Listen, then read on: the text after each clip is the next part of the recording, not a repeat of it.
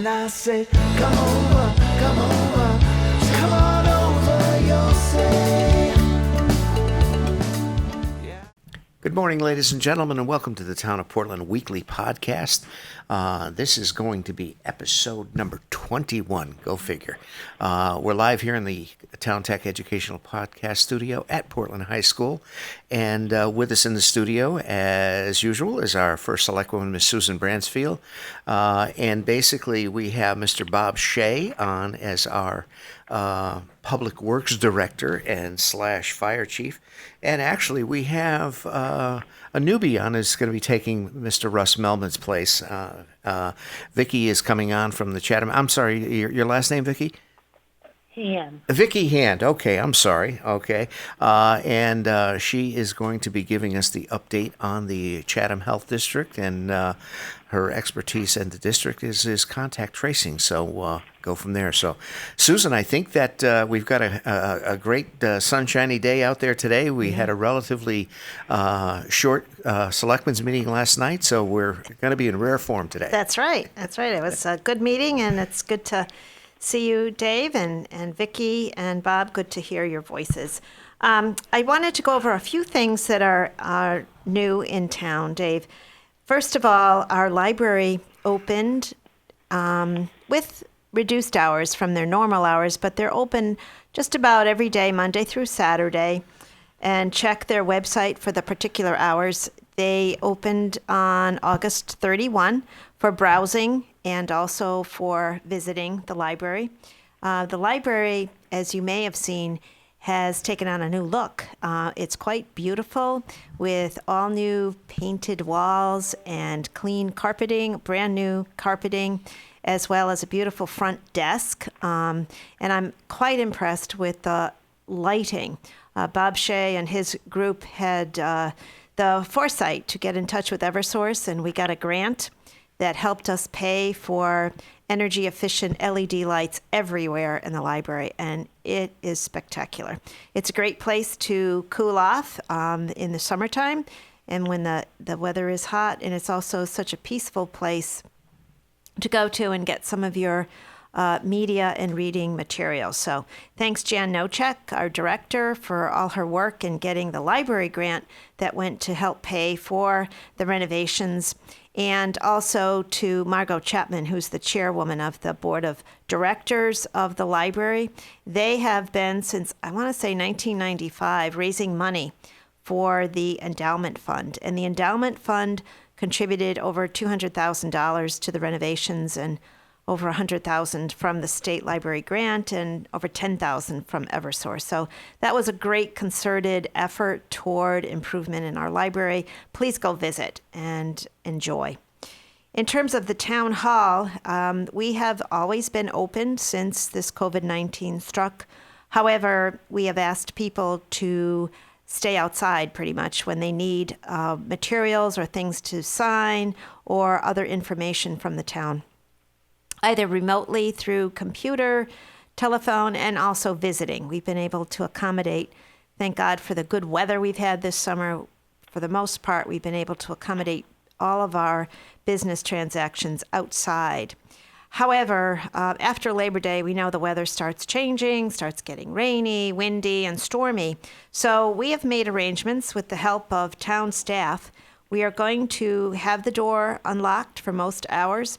And what we will be having in the front foyer of the library, which is the entrance near the Veterans Memorial and the flags, we will have a receptionist. We're each going to take a turn. Dave and I will probably be there on occasion to greet people as they come in, help them with whatever it is they need in terms of town services, whether it's within the land use department or it's finance, the Board of Education offices, the town clerk, and so forth. So we've got a nice meeting space on the first floor. It used to be the probate judges' quarters, and we're able to have at least one person at a time with a staff and be able to go over whatever paperwork is necessary. I want to thank the Public Works crew for getting that ready, and Dave, thank you for the technological help in making sure we have a telephone and all of the other technology that we'll need to conduct business. So look forward to seeing you at Town Hall, and be sure to stop by and see the receptionist on an ongoing basis. It'll be different employees and a chance to get to see everybody. Those are the plans for September. With this COVID-19, I find that we need to be flexible and be alert to the information that we get as far as the virus is concerned. So we will be flexible and making arrangements as necessary going forward. The Senior Center is doing some exciting things. They're going to be hosting some exercise classes that are going to be held at the new park on Route 17, the Portland Recreational Complex, and consult Carol Vickie at the Senior Center, and she'll be happy to help you with that. And there's some other things that they're also doing, from foot care appointments to appointments and getting rides to your doctor's offices and other types of work as well. Mary Pont is helping people with their rental assistance by application. So I want to emphasize, if you visit Town Hall or you need something from the Senior Center, or really, for that matter, any of our departments, please call ahead first and make sure that the department that you need to get materials from is aware, and make an appointment so that we're sure we're able to help you in an efficient and friendly way. Let's see. The other thing, I just want to point out a few things that happened at the Selectmen's meeting on September 2nd. We got permission to go to a town meeting to approve application and hopefully award of a STEEP grant. And we may have mentioned this in one of our other podcasts. We're looking to do some work on Brownstone Avenue and replace the water main in that street. We also were very happy to also put forward a special town meeting for the 16th of September to talk about the Assistance to Firefighters grant, which is something, congratulations to Bob Shea and the fire department for getting the $208,000 grant to help with breathing packs for our firefighters. And that's a federal FEMA grant, very competitive. And I'm very, very proud of our fire department for acquiring that grant. Well done. And the last thing I want to mention is that we have formed a task force on racial equity, diversity, and inclusion, and solidarity within our community. It's something that we are dedicated to, and we passed, in fact, a proclamation stating solidarity with all of our friends, neighbors of all backgrounds, ethnicities, races, and all inclusive. And we're going to have a task force that's going to be tasked with finding 2 positive activities that can be done to promote this inclusion and solidarity that we all feel for one another. And the selectmen will be making those appointments at their next meeting on September 16. If you have an interest or you would like to be involved, contact me at Town Hall, and I'll give your name to the selectmen for consideration. We're planning on having 7 members, 5 regular members, and 2 alternates. So let me know if you have some interest in that. And that's a brief update on what's going on in Town Hall. Awesome, Susan. Great, Susan. Thank you. You're welcome, Dave. Also, one of the things I think we might make mention of that we spoke about last night at the Selectmen's meeting. Unfortunately, we have some annual happenings every year here in the town of Portland, one of which is going to be the Halloween on Main Street and our Veterans Dinner, which is held here at the high school. So I think we opted that we're going to be foregoing that this year, if that's correct. That's true, yeah. The positive spin on that, Dave, is we're preparing for a great 2021 Halloween on Main Street and a great 2021 Veterans Dinner on November 11, 2021. We're going to skip 2020. A lot of my friends and a lot of the people that I see just as soon skip some of the events of 2020. Not that we don't miss these popular annual events, but there's been so much concern with COVID-19 that we decided to skip it this year. Sure, and those events are very popular and so forth. And I think, one of the things that we want to put on the radar screen for, all you folks that watch the ball and on New Year's Eve, if that's going to happen this year, I'm not sure, but we want to make sure, not that to see 2021 get here, but make sure 2020 leaves. There you go. Go from there. So, whatever. So that's great. Thank you, Susan. All right. And without any further ado, we're going to have our first time newbie on the line with us, Ms. Vickie Hand from the Chatham Health District. And basically, Vickie is going to be standing in for Mr. Russ Melman, who has been a regular on pretty much all of our podcasts and giving us an update on what's going on within the Chatham Health District. So welcome, Vickie. Thank you for coming on a shorter notice. And what's happening in Chatham Health? Sure. Thanks for having me. So I'll update you on our latest numbers here from our weekly report from August 31st, and the numbers for the cases throughout the Chatham Health District for the positive COVID-19 cases are total cases across the district is 352, and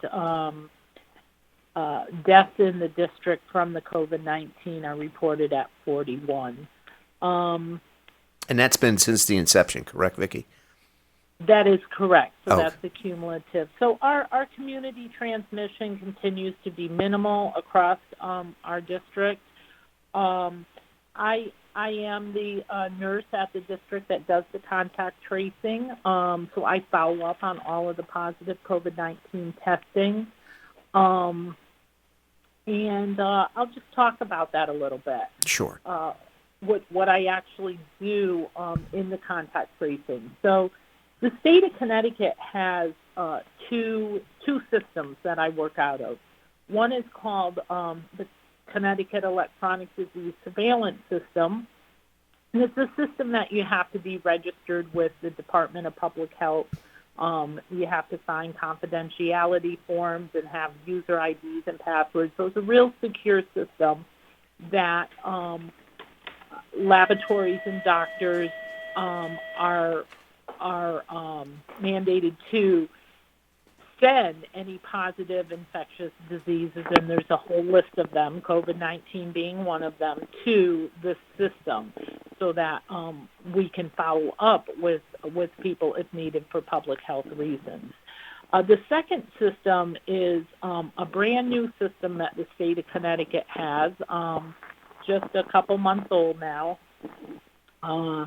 It's called Contact, with the CT at the end being capitalized for Connecticut. So it is our contact tracing system, and these two systems kind of work together when names of positive COVID cases go into the first system I talked about. Then they're also put into the second system, which is specifically just for COVID-19 cases. So I kind of work between both of those so that I don't miss anyone who's put in either one of those systems. When I see a name of a positive case come in on those systems, I give them a call to start the contact tracing. And, I just simply give them a call. I introduce myself, ask if it's okay if we talk a little bit about what's happening with them. It usually is. I do get some people throughout the district. I've had very few since the beginning of all this say that they don't want to participate and refuse to give me any information, but it does happen. But for the most part, people do participate and give the information that I need to do successful contact tracing. So I ask them about their signs and symptoms, if they have any. We're finding that many people are asymptomatic, which means that they never had signs or symptoms. But for those people who had symptoms, pinning down a date of when their first symptoms started is key, because that will kind of dictate how their isolation period goes, how before they become non-infectious or non-contagious to others. So finding the date when symptoms first started, or if someone's never had symptoms, maybe work or colleges, or they've been exposed to a positive person, that's why they're going to get a test. And then they see that they're positive. So those are the things that I start out with. And those dates of either a positive test or the first symptom is important because, like I said, that will be when they start their first 10 days of isolation. That's when their date starts. For those people who are symptomatic, it would be 10 days out for isolation since their first symptom, and 24 hours with no fever, and that's with no fever-reducing medication. And then symptoms have to be improved. So those three things have to be met. If someone is asymptomatic with no symptoms, then it would just be 10 days out from their positive test to stay into isolation. So I asked them a lot about their symptoms and when they started. I asked them if they know if they were exposed from someone and just kind of gather information on that.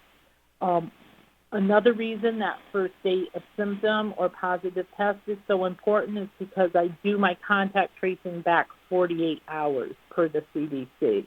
Mm-hmm. So if someone, say, is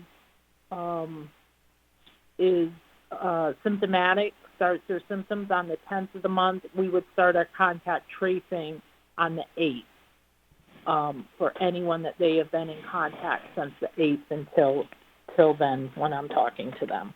I see. So I ask about close contacts. I ask about household members, friends, work, where they've been in the community, kind of their movement all around. And again, sometimes I do get some people who do not want to participate in giving that information. And it is important information because each one of those people I will contact. Sure. And they are considered close contacts, and those people have to quarantine for 14 days. Sure. So I notify them of that. Yeah, on the protocol, Vickie, as far as in relation to school systems, say, for instance, if how do you get the names? Now, typically, will the school system contact you and say, hey, we had a student that came into the nurse's office and with symptoms, and what's the typical protocol there? Yeah, so Chatham Health District is working closely with all the schools in our district. We have some surveillance plans in place, and then if they have a student who is positive or a staff who is positive, they will contact us, and we will collaborate on what should be done in that specific situation. The schools are going to be, it's going to be challenging. It's going to be something that we're going to have to look at, maybe certain situations in some instances. But if I get a case in the system that they don't know about yet, then I will contact them and they will contact us. So we're going to kind of work together on it all, and hopefully it will be a collaboration that there aren't too many gaps in, we're hoping. Right. Now, are any of the districts? I know Portland is not. They're not testing, per se, within the school. Are any of the other districts within the district, Chatham Health District, requiring testing? As far as to go back to school? Yes, or if they have asymptomatic. Not that I know of, to go back to school. So without going back to the tracing there, Vickie, on the testing, so none of the school districts basically are testing right now, correct? No, I do not know of any that are testing to go back to school. They will be testing if there's signs and symptoms, or I should say requesting a test. The student or staff would follow up with their doctors for symptoms and, if they've had an exposure to someone, possibly testing for that. But we would want to see negative testing to resume to school if they have had symptoms and been exposed to somebody who is a positive case. Oh, okay. All right. Fantastic. All right. I think, is there anything else, Vickie, that you'd like to add as far as that goes? Or I think. So, yeah, it's just really going over the guidance with these families. It can be a lot for big families because quarantine periods start over as people become ill, asymptomatic, or positive, and sometimes in families it can have this domino effect. So if you have a family of 4, 5, 6 people and everybody's becoming ill, through their quarantine time and exposing other people in the family, all those quarantine times start over. So really, we have people in large families in the house for 2.5 months. So making sure that people really understand that is a lot to contact tracing and when they can actually, if they're ill and isolating, go back out into the community. Sure. And then our systems that I talked about, the 2 systems, Connecticut's contact system has an electronic monitoring response component to it. So we ask that people respond through text or email if they can to participate in daily symptom monitoring until their isolation or quarantine period is over. If I don't see a response in the system or if they don't have the capabilities of responding electronically, then I will follow up through phone calls with them. Right.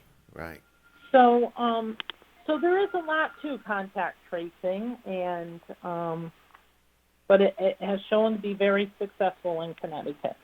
Well, I think that's one of the reasons why Connecticut's in a place that it is, in relation to a lot of other geographic locations throughout the country and so forth. And I think, overall, Connecticut's done a good job in try to keep this virus at bay. Through all of your hard work and I think everybody's diligence and, wearing masks, washing hands, and, social distancing, that's very, very important. It is. The other thing I would like to mention is that Chatham Health District has put together flu clinics this season. They will all be outdoor this year due to COVID. So we are practicing the guidelines with the distancing and the mask wearing and doing things outdoors if we can. So the flu clinics are included in that. We do have 3 flu clinics in Portland that I would like to mention. Sure. We are doing one in Portland for the Atrium and Grandview residents, which will be on October 13th from 9:30 a.m. until noon. Atrium is taking appointments for that. They're setting up appointments. So if anybody's interested, they could give Atrium a call on that. The general population clinic will be October 19th. No, I'm sorry. Yes, that is correct. October 19th at the recreational complex, the new recreational complex off of Route 17 from 3 to 5. On October 19th. And then the third one we will be doing in Portland will be on October 21st. That is primarily for Portland Senior Center members, and that is 11 to 1 at the recreational complex off of 17. And thank you. All right, fantastic. And again, ladies and gentlemen, that's Mrs. Vickie Hand from the Chatham Health District, and she is the registered nurse that basically is charged with the contact tracing program throughout the district. So again, thank you for coming on, Vickie, and we look forward to hearing from you again. And we'll, without any further ado, we're going to turn it over to Bob Shea, our Public Works Director, and also our fire chief. So, Bob, thanks for hanging in there. And what you got going on? Yeah, it's busy as always, Dave, and thank you, Vickie, for the information. That's always good to pass on to, even on the EMS side and the fire side. There are, everybody has questions each and every week, even based on what we're doing. But it's nice to have that information on the contact tracing, and we can certainly offer some of that important information to my officers, who deal with my members on a weekly basis. So thanks for that. On the public works side, High Street is complete except for the topsoil restoration, which happens on the other side of the new curbing that we installed there. So that's going to take a little time for us to get up there and do that, but there's no issues there. We installed, as many are aware, a new surface of road there. We reclaimed the entire road and bed and repaired the bed under it with that reclaiming process that we did with the old road. And use that as a much better base for the road, and then we were able to pave it, and we added a whole bunch of new curbing. We replaced all the catch basin tops to level off for drainage, which made a huge improvement to that area from Carlson Drive down to Bartlett Street, which had many safety concerns due to the uneven pavement and the fact that the pavement was kind of shifting down the hill, causing rumble strips that were getting to the point where they were a little dangerous, moving into that stop sign area at Bartlett Street. So we're really happy that we were able to get that done under the conditions that we're under right now. With just COVID and our suppliers and contractors out there trying to struggle with their schedules, being so late getting going this year. So that was a good thing. Chip sealing is another one that got pushed out, but we're hoping that we're going to get started next week. Do we ever want to chip seal when we're back to school? No. Do things happen in 2020 that make us change and do things we never want to do? Yes. So, we'll be doing that. It's not going to disturb any of the bus traffic. We certainly will make arrangements for everybody to safely, make it through our areas. We only do one side of the road at a time. It's a pretty quick process. It probably will only last the better part of a week, if that. Those streets have been published for months now.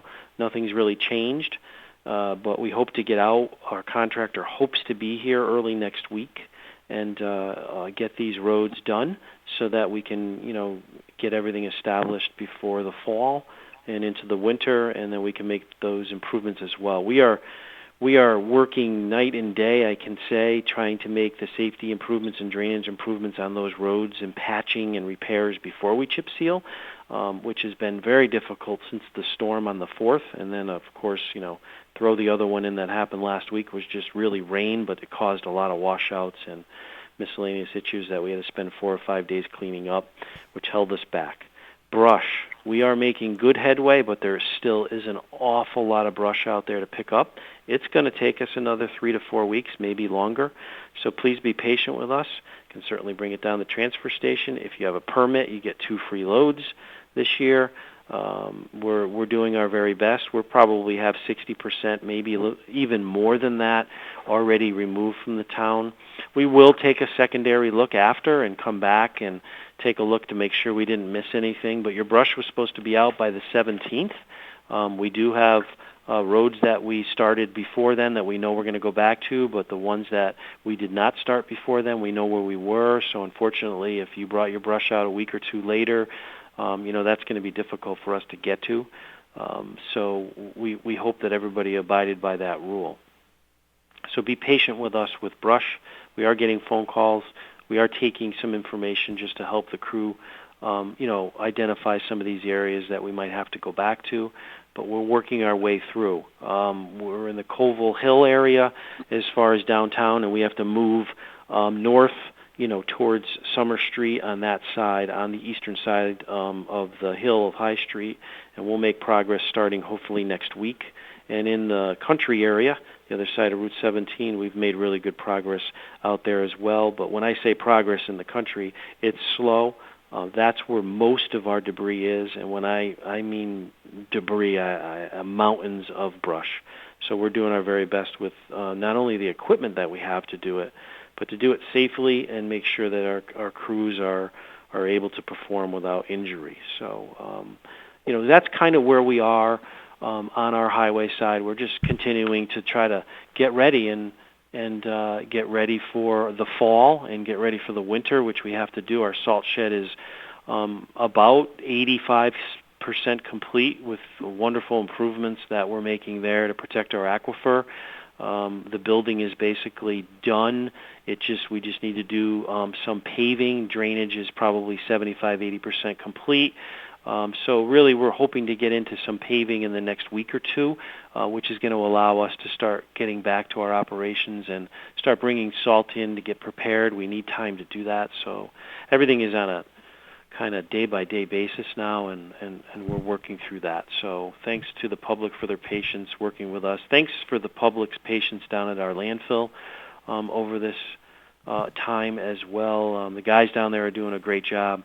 All our departments are chipping in everywhere from grounds to highway and water and sewer. Every day are out doing their things to make sure everybody's safe. So on that end for DPW, I think we're in pretty good shape.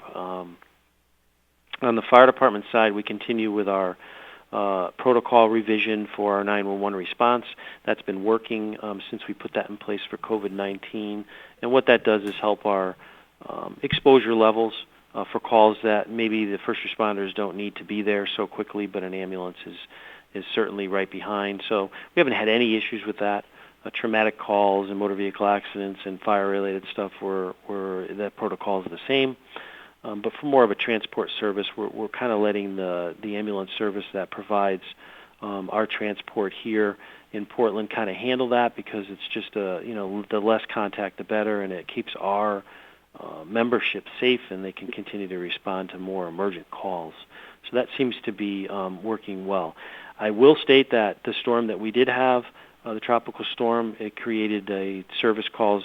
We did 45 service or calls for service in a matter of 5 hours. We were extremely busy, from anywhere from wires down to trees on homes to concerns that way. We had a couple small fires related to electrical issues that we were able to get to quickly.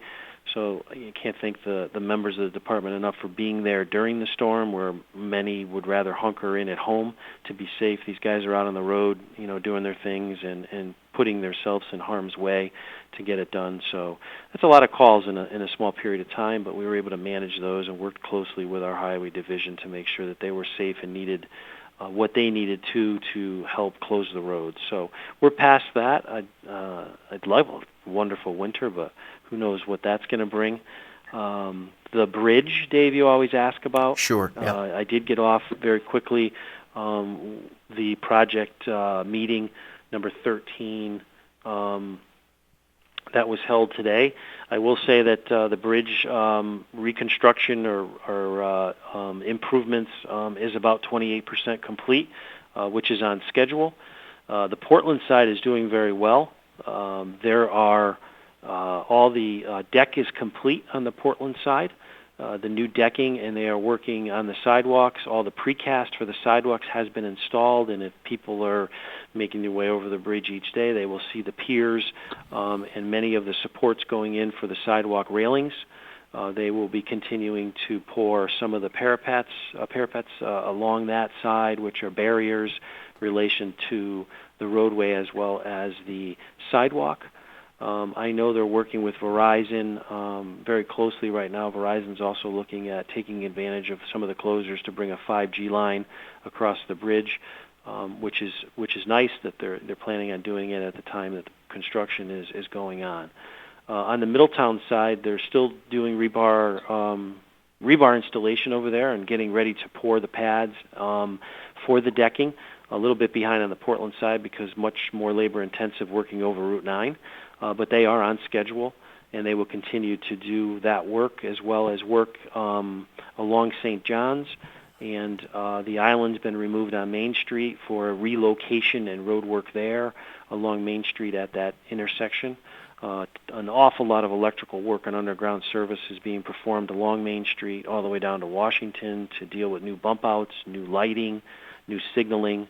So that's all on schedule and continuing. So the upcoming work is night work. Will still continue tonight, so there'll be alternating lanes. Usually that happens from about 7 to 8 p.m. right till about 4 a.m. People if they're traveling at night, need to expect some delays for night work. Next week there will not be any night work, so just your normal 7 to 3:30. Traffic is picking up, so people will probably just start experiencing delays on a normal basis. It's definitely with school and works opening. We're seeing more activity there. So please use caution when you're approaching and when you're traveling over the bridge. Stage 2 is still scheduled to make its mark on around December 17th. Stage 2 is going to go to the center of the bridge. So your traffic will be pushed to both sides. So when you're traversing the bridge on one side, you'll see a lot of new pavement and new work as you're moving your way to Middletown from Portland, and on the opposite side of the roadway will remain the same, and they'll be working on the middle section, which doesn't include any sidewalks, so that stage is a quick stage. That should be completed by the end of March, and then they'll move over to stage 3, which will flip the whole construction over to the opposite side of the bridge. So that's where they stand on that, the vendor's been great to work with, as well as DOT from the state. They've been very informative each and every week, and we'll continue to make sure the bridge is open, especially for emergencies, and we'll keep you updated. Oh, that's great, Bob. Yeah, and I noticed, too, that they're starting with the railings now on the Portland side, and I noticed that the railing heights are much higher than they used to be.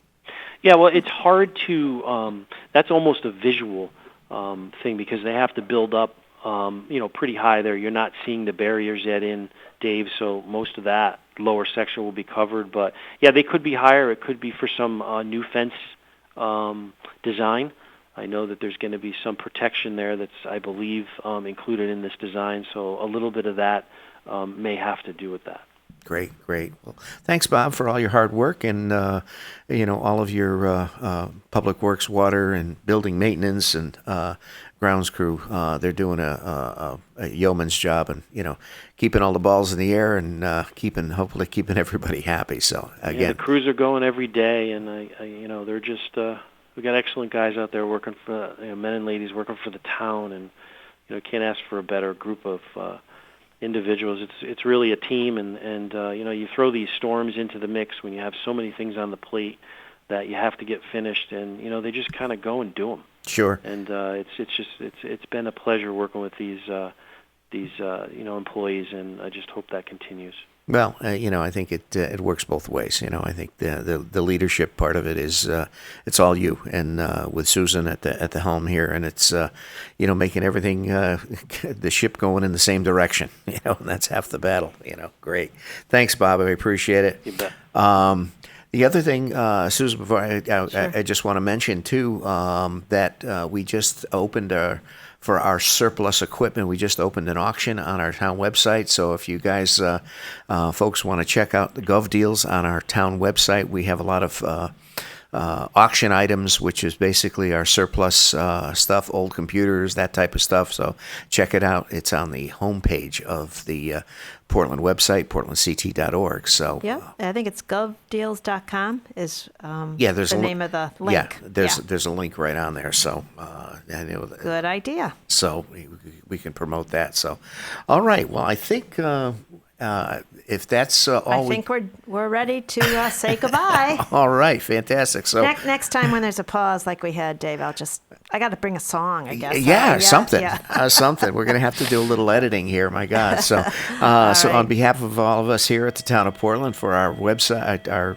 weekly podcast, this concludes our episode 21. And our episodes are on the homepage of the website, wherever you get your podcasts, whether it's Stitcher, YouTube or wherever. They're all there. Also, we do the post-production, so these podcasts are also available on our public access channel, Channel 15. So until next week, okay, we will bid you a farewell, and please stay home, stay safe, and wash your hands. Thank you so much. Thank you for joining us today. I'm your host, Dave Kosminski. Please tune in every week for new and relevant conversations about the town of Portland. You can find us at portlandct.org or at YouTube/Town of Portland, and now wherever you listen to your podcasts. If you've enjoyed our podcast, please consider subscribing and sharing with friends.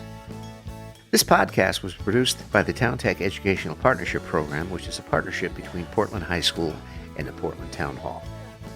If you're looking to start a podcast for your business or organization, check out towntech.org/podcast to learn more.